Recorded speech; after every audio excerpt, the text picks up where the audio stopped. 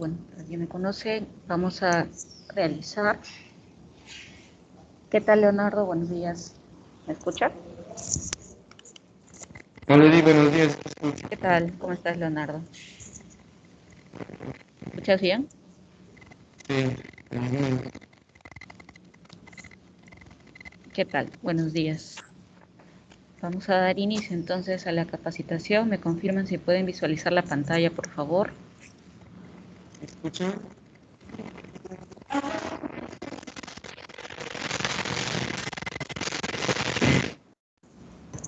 Sí. Ya, bien. Bueno, vamos a dar inicio a la capacitación del mes. Según nuestro programa de capacitación, el tema a tratar es políticas HC y reglamentos Sodexo. Reglamento de seguridad y salud en el trabajo.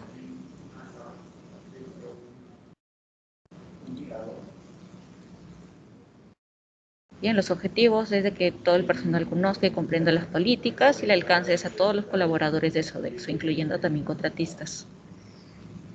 Vamos a revisar los compromisos de las políticas. En este caso vamos a empezar con la difusión de la política SOMA, que expresa 7 compromisos principales.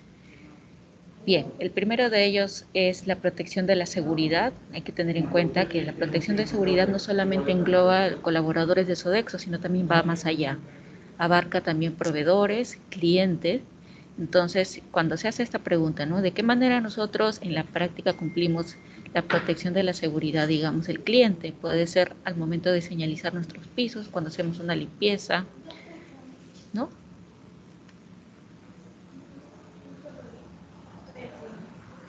Hola, ¿me confirman si me pueden escuchar? Sí, dice que escucho. Ya. Bien, seguimos. Entonces, eh, bueno, de esa forma nosotros cumplimos, ¿no? También puede ser al momento en que nosotros hacemos un trabajo, señalizamos el área, colocamos preventores, etcétera. Bien, pasamos al compromiso 2, ya que esta política es la política de seguridad, salud ocupacional y medio ambiente, también trata de temas del medio ambiente. Y eso es lo que hace referencia al compromiso 2, la protección del medio ambiente previniendo la contaminación. Esto también va mucho de la mano con los lineamientos que el cliente ha implementado en su empresa, ¿no? Digamos, el cliente implementa tachos de segregación de residuos, entonces simplemente nosotros al momento de tener un residuo colocamos el residuo donde corresponde, el contenedor que corresponda. También nos ayuda bastante reportar fugas, si es que está dentro de nuestras funciones, gestionar la reparación, apagar las luces de los ambientes donde nos estén utilizando. Todas estas buenas prácticas nos ayudan en gran medida a proteger el medio ambiente. Compromiso 3.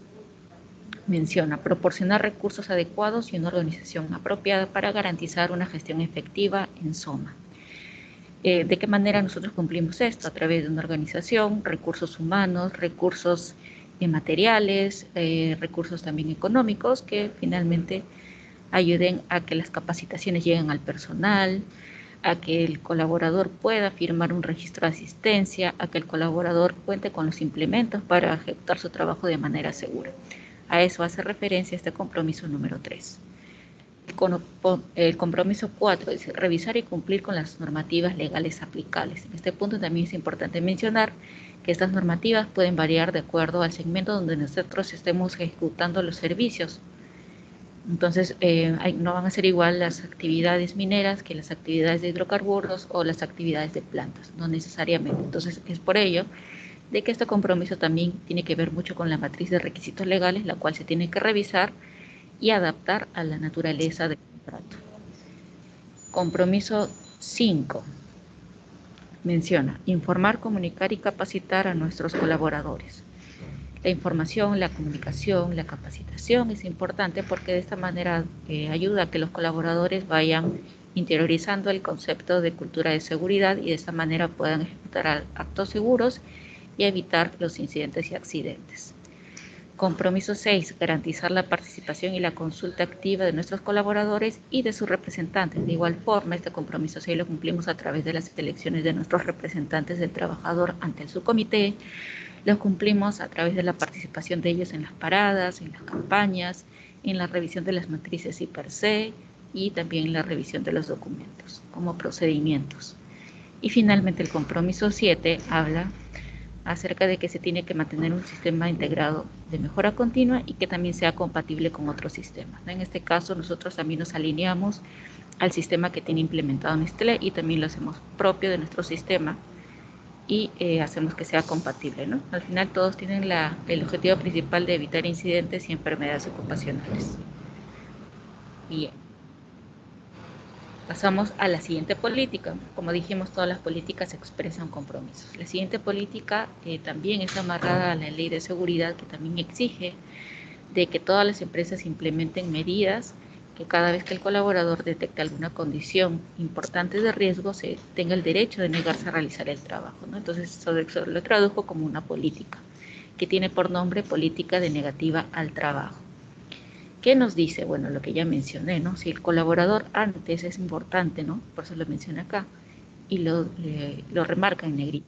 ¿Sí? Antes de que el colaborador realice el trabajo, identifica de que su trabajo o el área donde va a realizar reúnen condiciones importantes que pueden afectar su integridad física, su vida, o también puede hablar a título de los compañeros, ¿no? De repente van a hacer un trabajo importante en el cual van a participar muchas personas, puede esta persona hablar en representación de ellos, ¿no? Es muy importante que se siga la secuencia, ¿no? ¿Cuál es la secuencia? Es la información, ¿no? Primero el colaborador tiene que informar a su jefe inmediato. Una vez que el jefe inmediato toma conocimiento de ello, tiene que verificar las condiciones in situ y posteriormente tiene que mejorar las condiciones para dar la autorización a ejecutar el trabajo o no. Es por ello que es importante que ningún colaborador puede ser afecto a tener algún tipo de sanción porque está haciendo uso de su derecho, ¿ya? Siempre y cuando, como ya les mencioné, se siga la secuencia. ¿Cuándo no podría aplicarse una política de negativa al trabajo? Digamos que el colaborador detecta una situación de riesgo, pero no sigue la secuencia, no le informa al supervisor. Entonces ahí no aplica esta política de negativa al trabajo, ya tiene que seguir la secuencia. Identifica la situación antes de realizar la tarea, informa al supervisor, el supervisor verifica las condiciones in situ y tiene que mejorar el supervisor las condiciones antes de dar el pase o el visto bueno para iniciar la tarea. Bien, hasta aquí tienen alguna pregunta, algún comentario, alguna duda. Leonardo, ¿todo claro?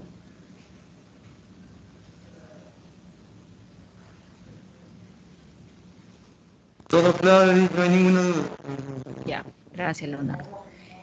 Bien, seguimos a la siguiente política, política de tolerancia cero en el consumo de alcohol y drogas. Anteriormente esta política se llamaba política de alcohol y drogas, pero decidieron ser un poco más drásticos y cambiar el nombre con la inclusión del término de tolerancia cero, ¿no? La tolerancia cero, ¿qué quiere decir? De que está estrictamente prohibido ciertas cosas, justamente porque nosotros somos conscientes de que una persona en estado de haber consumido algún tipo de alcohol o de repente alguna sustancia no apropiada, como drogas, no va a ser una persona que vaya a ejecutar un trabajo o una tarea de manera segura, ¿no? Entonces, es por ello de que se dieron las siguientes prohibiciones que se tiene que cumplir a cabalidad. Una de ellas es presentarse al punto de encuentro y o ingreso a la operación bajo el efecto o presencia positiva de alcohol y drogas, ¿no? Entonces, ¿de qué manera podemos hacer o verificar esto? Justamente el cliente también implementa test de alcoholemias, ¿no? Que se hacen generalmente de manera inopinada, se hacen cerca de fechas festivas, ¿no? Donde generalmente las personas tienden a consumir alcohol para verificar justamente que las personas ingresen sobrias. Siguiente, encontrarse en la operación bajo el efecto o la presencia positiva de alcohol y drogas. También, ¿no? Puede ser que haya ingresado sobrio, pero dentro de la operación lo consumió. Entonces, también dentro de la operación está prohibido el consumo de estas sustancias. De igual forma, introducir a la operación bebidas alcohólicas y drogas y también el consumo, y también esto se aplica a las jornadas que están fuera de las horas de trabajo, ¿no? Digamos las horas de refrigerio, o de repente una persona que consume estas sustancias fuera del lugar de trabajo también lo incluye como prohibición. Finalmente, dice, menciona que Sodexo se reserva el derecho de realizar de manera aleatoria las evaluaciones o exámenes de alcoholemia que finalmente permitan verificar de que las personas, los colaboradores estén cumpliendo al 100% con las prohibiciones en este tipo. Ahora, con respecto a esta política, hace una pequeña excepción en cuanto a de drogas, pero las drogas medicadas, las drogas legales, ¿no? Porque sabemos que algunas drogas podrían formar parte de un tratamiento médico. ¿Qué tiene que hacer el colaborador ante esta situación? Tiene que reportar este hecho a su jefe inmediato y el jefe inmediato se tendrá que poner en contacto con el médico ocupacional, puede ser el doctor Luis Castro o la doctora Ana Bullón, y que de esa manera puedan analizar el caso, ¿no? ¿De qué forma? Porque si bien es cierto, son drogas legales, pero siguen siendo drogas que podrían menoscabar las facultades del colaborador, de repente podrían causar somnolencia excesiva, debilidad, y estos pueden ser factores que ayuden a que ocurra algún tipo de incidente, ¿ya? Entonces, ante esta situación, el colaborador tiene que reportar ese hecho para que puedan evaluar si es que el colaborador es apto para ejecutar la labor o bien se le pueda reasignar otras labores que no impliquen mayor riesgo. Bien, pasamos a la siguiente política, política de fatiga y somnolencia. ¿Qué nos dice la política de fatiga y somnolencia? Bueno, nos habla responsabilidades, ¿no? Tanto de la empresa como de los colaboradores. Nos menciona que la empresa tiene que estar comprometida a proveer adecuados tiempos de descanso, que tiene que brindar los recursos necesarios para que los colaboradores trabajen con seguridad, tiene que propiciar un clima de confianza y una comunicación efectiva, ¿no? ¿Esto qué quiere decir? Que el colaborador tiene que sentirse en la libertad de poder reportar situaciones, digamos fatiga o situaciones en las cuales se sienta muy sonoliento, y que hay una comunicación, ¿no?, con su jefe inmediato, que no se quede callado y que reporte estas situaciones. También capacitar a nuestros colaboradores en la prevención de la fatiga y somnolencia durante el desempeño de sus labores.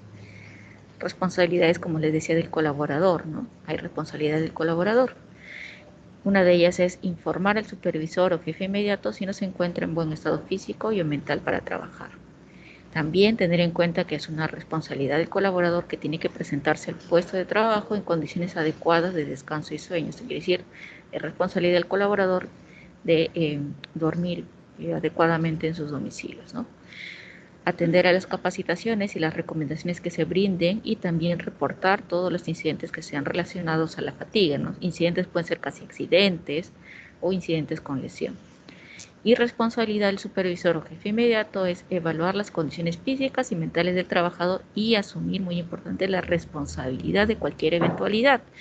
¿Esto qué quiere decir?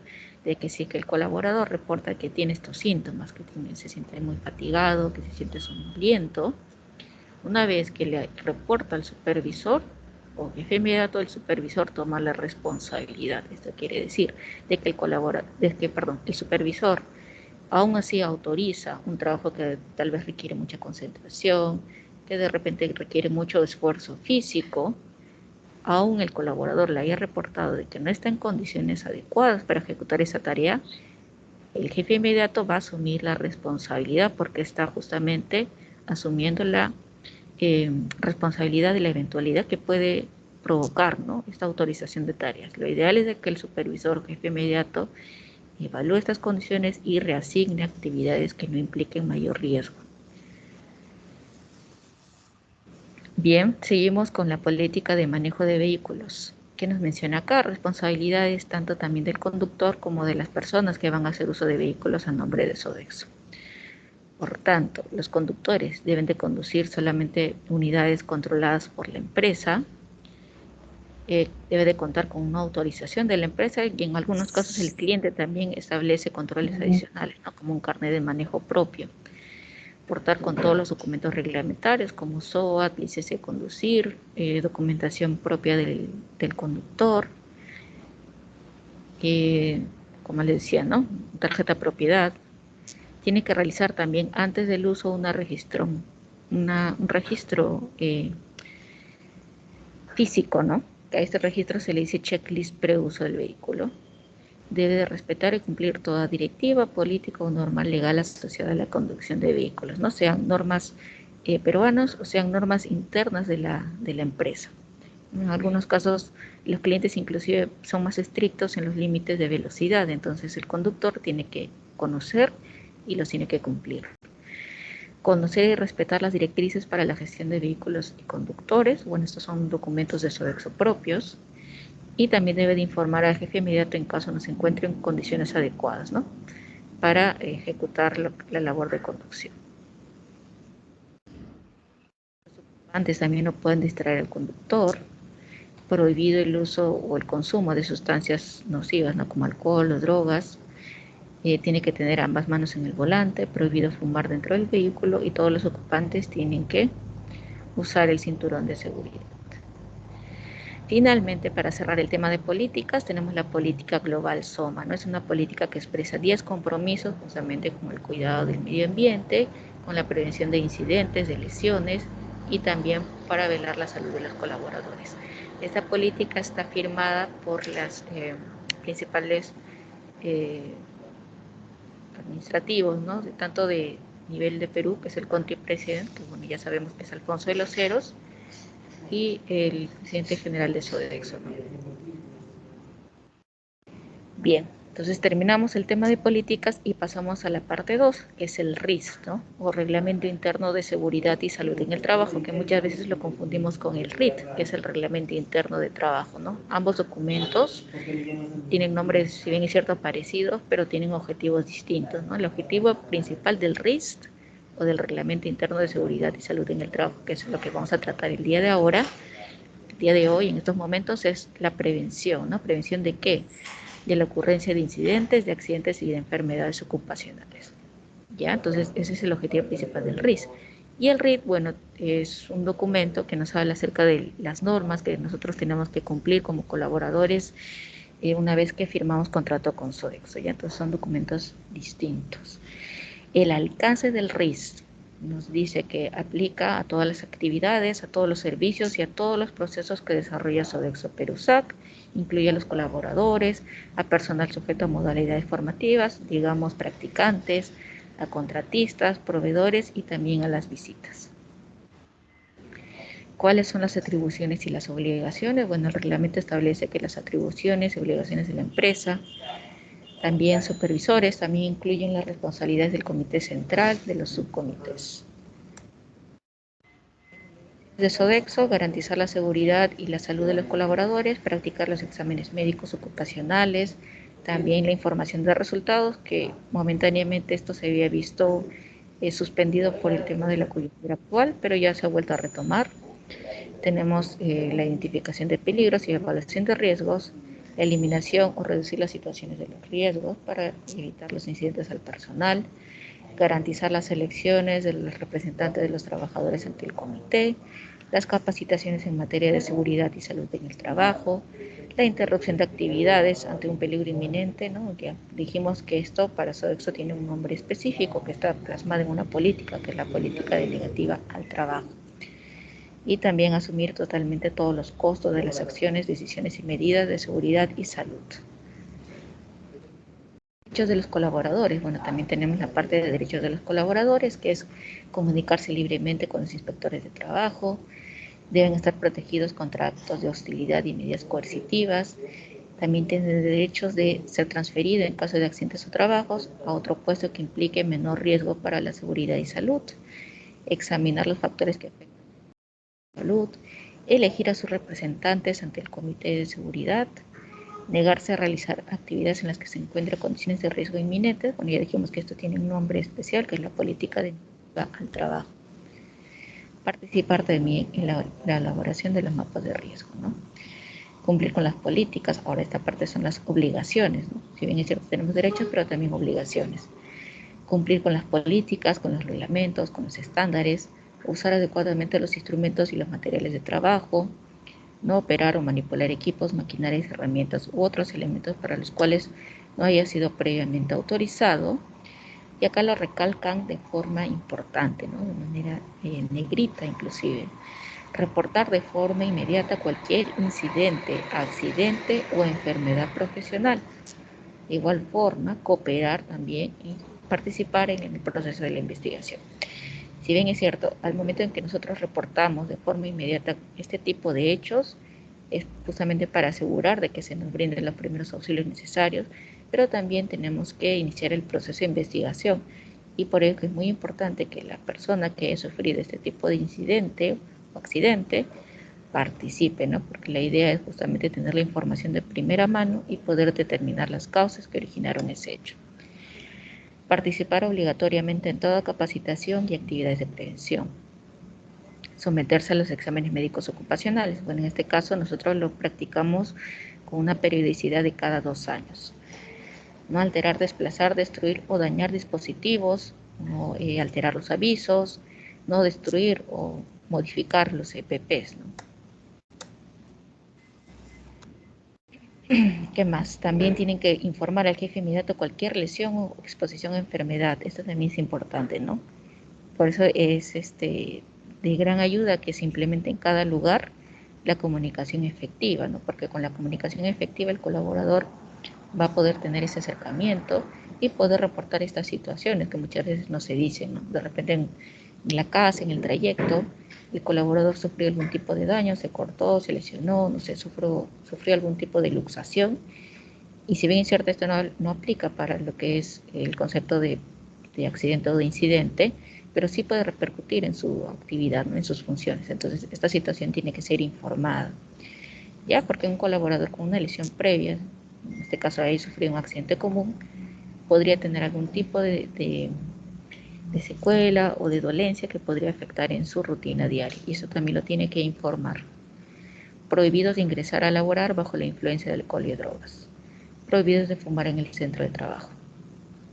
Bien, también hay una sección que habla acerca de las atribuciones y las obligaciones de los encargados de contrato y de la línea de supervisión. Considerar las competencias en materia de seguridad al momento de asignar las labores, ¿no? Porque justamente un supervisor conoce a todo su personal, entonces tiene que dar las actividades justamente de acuerdo a las competencias que reúne cada colaborador. Tiene que transmitir a los colaboradores los riesgos y sus controles en el centro de trabajo. Solo trabajadores suficientemente capacitados y protegidos pueden acceder a ambientes o zonas de riesgo graves muy específicos. Proveer que la exposición de los agentes físicos, químicos, biológicos, ergonómicos, psicosociales. Bueno, esto también nos aseguramos a través de los monitoreos ocupacionales. Tiene que también verificar de que la matriz IPERSE esté actualizada. Realizar una investigación de incidentes. Entonces también en la parte de la investigación de los incidentes o accidentes que se puedan producir en la operación, tiene que participar la línea de supervisión. Modificar las medidas de prevención si no son suficientes. Proporcionar a los colaboradores EPPs adecuados. Menciona también adoptar las medidas necesarias ante riesgos específicos para la seguridad y salud de los colaboradores. Reportar, y acá también lo menciona de manera negrita, por tanto es importante, reportar de forma inmediata la ocurrencia de cualquier incidente, accidente o enfermedad del personal a su cargo. Entonces, acá también se ha dado en la práctica de que supervisores o inclusive responsables de contratos no han seguido con el flujo, ¿no? Porque ya dijimos, el colaborador sufre algún tipo de incidente o accidente, lo reporta, y lo que tiene que suceder es de que tiene que avanzar el flujo. Lo reporta su jefe, el jefe tiene que brindarle los primeros auxilios, llevarlo al tópico, si es que de repente no hay tópico, el tópico no cuenta con los materiales suficientes o los equipos necesarios, derivarlo a una clínica cercana de acuerdo al SSTR, y debe seguir también con el proceso de información, ¿no? Con ya la emisión del reporte de incidente y iniciar ya el proceso a la par de la investigación del hecho. Pero cuando llegan las trabas, cuando el colaborador reporta y el supervisor trata de ocultar esta ocurrencia, no lo reporta el cliente, no hace el reporte al área de HC, no reporta a su BOP, que es su gerente de operaciones, y por algún lado el colaborador se va a dar cuenta, ¿no?, de que no se está haciendo lo que se debería hacer, y inclusive puede ir a la central, reportar este hecho a otras áreas, y ahí justamente uno ya se percata, ¿no? Ya la central toma conocimiento de que no se cumplió con el flujo adecuado, ¿no? Entonces ahí ya ameritan las sanciones, ¿no? Porque ya dijimos que el RIS también está amarrado a sanciones por incumplimientos. ¿Qué más? No permitir el reingreso del personal a laborar sin la respectiva alta médica después de un accidente o enfermedad. Si bien es cierto, inicialmente se emite un descanso médico, ¿no?, que cubre por tantos días, cuando ya esté cerca la finalización de ese descanso médico, el colaborador tiene que verificar, ¿no?, tiene que hacer una nueva consulta para que el médico tratante pueda emitir un documento que es el alta laboral. Y con eso recién el colaborador puede reintegrarse a sus actividades habituales. Ya es importante que los supervisores y encargados de contrato revisen este punto. Las funciones propias del subcomité o el comité central o el supervisor de seguridad, que Sí, es el análogo. Sí, dime, sí, Leonardo. ya estoy levantando la mano, disculpa. Una consultita nada más. En el Ay, caso de Carlos. que haya un incidente, un accidente que aplique el SCTR al colaborador, ¿quién tiene que llevarlo al área? O sea, lo que quiero es saber bien claro eso, ¿no? Si tiene que llevarlo el colaborador, si fue accidentado, se comunica, activa en el STR físicamente, ¿quién da la indicación de que qué persona debe acompañarlo? ¿Debe ir el supervisor del personal? ¿Debe ir el personal? ¿Debe ir recursos humanos o debe ir seguridad? Eso es lo que no tengo claro. Ya. En el procedimiento no especifica un puesto en específico. Lo que menciona el procedimiento es de que una vez que el colaborador tenga que ser trasladado a un centro de atención, en este caso una clínica afiliada del SCTR, tiene que ir acompañado de alguien de la empresa. No menciona si tiene que ser específicamente el supervisor de trabajo, el supervisor HC o el área de recursos humanos, porque no todas las organizaciones tienen la misma estructura. Algunas organizaciones solamente no tienen ni siquiera supervisor, tienen solamente responsable del contrato, en otras sí tienen supervisor, en otras de repente no tienen el HC permanente. Entonces, lo que menciona ahí es que tiene que ir acompañado. Eso sí lo dice, ¿no? Pero no menciona cuál. Ahora, internamente se podría ya, en temas, digamos, de fábrica, de otras sedes, quedar, ¿no? ¿Quién sería la persona idónea de acompañar? Ya, en ese caso, seríamos una consulta directa. Me pasa a mí, un ejemplo, me pasa a mí, mi técnico tiene un incidente, ya informamos y te hago la consulta a ti para que nos des la respuesta, ¿no? No, yo creo que eso ya tenemos que hacerlo en una reunión con Jorge y definir quién es el que acompañaría, ¿no? Ya, entonces te llevarías a ese punto, ¿no? Sí. Yo creo que en la reunión que hizo, la última reunión que hizo el doctor Castro, indicó que no debe haber una persona establecida para este tipo de eventos, porque ¿qué pasa si si pasa en la madrugada? Entonces, la persona que van a asignar según la operación, y si está de vacaciones, y si no está lejos de la operación, hasta que él llegue a auxiliar a esta persona, o sea, vamos a perder mucho tiempo. Lo más indicado, creería yo, es que sea la persona que se encuentra a cargo de su equipo. Ya se encuentra el líder de grupo o el supervisor que esté a cargo. Porque en el último evento, la persona que acompañó al chico este de food fue Patricia Rivadeneira, porque ella estaba en el comedor a cargo en ese momento. Entonces yo considero que debería ser la persona que esté a cargo de su área en ese momento, ¿no? Que sea un líder, un asistente, o el supervisor mismo si se encuentra, porque si vamos a designar personas y tal vez no le tengamos al alcance, se va a complicar todo. Sí, coincido con Ana. De hecho, en los últimos meses hemos invertido en tener a un supervisor en cada turno. Y lo que tenemos que hacer ahora como tarea es capacitar a todos esos supervisores que tenemos por turno y conocer justamente los pasos para el acompañamiento, ¿no? Qué cosa hacer, dónde llevar, qué no hacer, etcétera, etcétera, ¿no? O sea, generar una reunión para alinear ese efecto. Claro, sí, tienes, claro, les doy la razón, ¿no? De hecho, lo que el procedimiento busca es, como les decía, no dice, no define una figura, no dice tiene que ser el área de recursos humanos, el área de seguridad, pero lo que sí menciona es de que tiene que ir acompañado. Eso sí es básico, ¿no? El colaborador no puede ir solo con el SCTR y dirigirse a la clínica. Listo. Seguimos entonces. A ver, como les decía, estamos ya en la parte de las funciones del comité o del supervisor, ¿no? Las funciones del comité central o del supervisor o de los subcomités son alineados a lo que mencionan las normativas legales vigentes.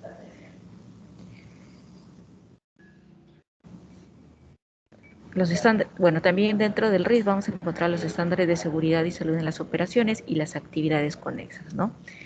Tenemos para todas las actividades SODEXO, ¿qué es lo que aplica de manera general? Las reglas de oro en prevención de accidentes, ¿no? Que son 10 reglas de oro. Usar el EPP, no hacer un trabajo si es que no estás capacitado, reportar inmediatamente un incidente, entre otras. Y también se acopla para las labores de food, ¿no? Para las labores de cocina, la regla de oro en el uso de cuchillo. ¿Ya? Esas son específicas del área de cocina. También acerca del tema del plan de emergencias que lo encontramos en el título 6 del RIS, donde nos dice que cada operación debe tener su plan de contingencias, tiene que estar preparado ante una respuesta a una emergencia, de acuerdo a las emergencias que se pueden producir en el lugar, ¿no?